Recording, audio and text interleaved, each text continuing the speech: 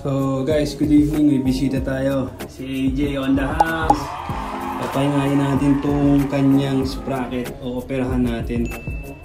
Bagong bago yan. Okay, let's go! So yun, ito yung ingay niya ngayon. Bago operahan, pahintuin mo please. Ayan. Papakita namin ngayon kung paano siya o operahan. Ayun.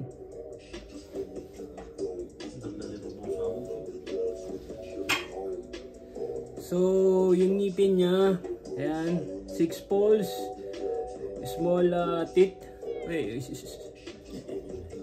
tapos 120 clicks, yung ngipin niya 120 yan. Actually, pwede natin buksan ng isang sprocket para makita nyo yung sinasabi ko na clicks. Pero ito muna pag-ano natin ngayon na kailangan natin pahingayin, parang profile. Ayun o, tingnan mo yung ngipin, maliliit. Ito yung ratchet niya, 3 ngipin. Ayan o. Poles niya, dinagdagan natin ng spring sa ilalim. Ito naka-double na to, matigas na yan. Lalagay nyo lang na ganyan o. Make sure nyo lang na walang kahit anong buhangin after. Isinasuggest ko pa rin na may konting grasa. The reason is kasi umiinit yan eh. Umiinit siya pag umiikot. Ayan. Pitin nyo lang na ganyan. Anong grasa yan, pre? Durex? Ay, maganda yung Durex. Siguradong walang daplis yun, eh, no? Ipitin nyo lang na ganyan. Yes. Yung kamay ko lang yung matig.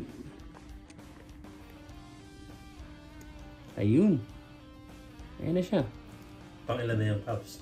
1, 2, 3, 4. So we have total 4. Last 2 na lang. Pero basic lang to. Ang gagawin lang natin ay hindi ko siya masyadong isasagad kasi bago pa yung bakal niya. So wait nyo yung kung gaano ito kaingay mamaya. Tatapusin lang natin. So yun guys, nabalik na natin lahat ng poles. Ayan o, tingnan nyo. May sapin na yan sa ilalim. Sapin lang yan. Pero good na yan. Tingnan mo pag ano. Ito kailangan may grasa kasi umiinit yan. Ito, make sure mo yung lock na hindi siya kakalas, na nakalapat ng maayos. Ayan. Tingnan mo. Pag kinabit mo lang yan. Tingnan natin. Oh. Hindi pa todo yan.